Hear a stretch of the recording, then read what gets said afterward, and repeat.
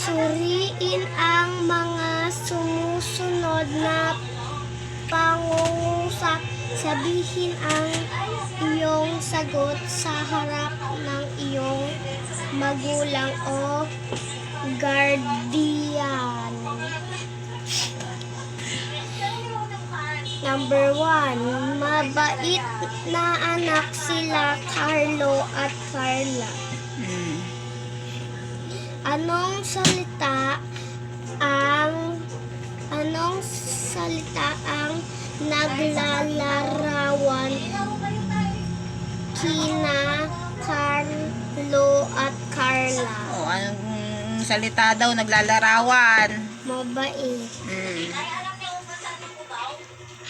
Sino ang nilalarawan ng salitang mabait? Si Carlo at Carla. Ano ang tawag sa salitang ngalan ng tao? Ano daw?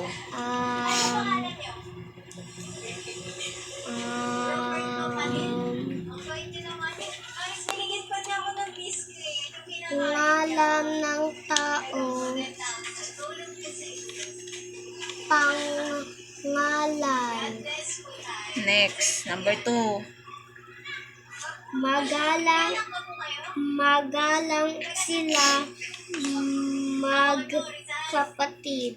Anong salita ang naglalarawan sa magkapatid? O, ano daw naglalarawan? Ano daw silang magkapatid? Magalang. O, next.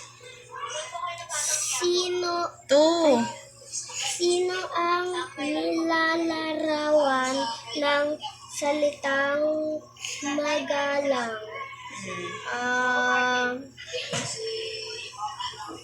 Magkapatid. Sino nga sila? Tao. Next.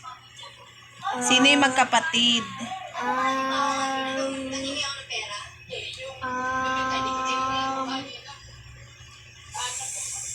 Sila Carlo at Carla. Oh, next.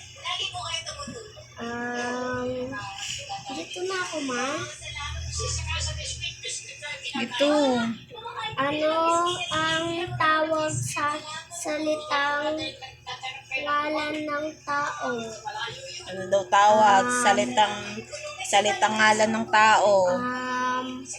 Pangalan. Ito. Ano ang tawag Basahin mo yan. ay pangalan. Ito. Lugar. Ay, ito ka oh.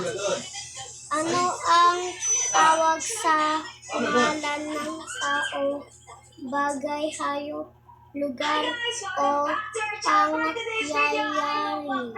Ano daw? Kung ang sagot mo ay pangalan, tama ka. Magaling. Ang pangalan daw, kapag sa isang sentence may nakita kang pangalan ng tao, pangalan ng bagay, pangalan ng hayop, o lugar, o kaya yung pangyayari, ang tawag doon, pangalan. Kagaya nito, mabait na anak sina Carlo at Carla. Nasaan dyan yung pangalan? Ito po.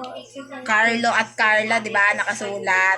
Kasi pangalan siya ng tao. Pag bagay naman nakasulat dyan, pangalan ng bagay, ayun pa din ang salitang pangalan. Ha? O, next. Basa.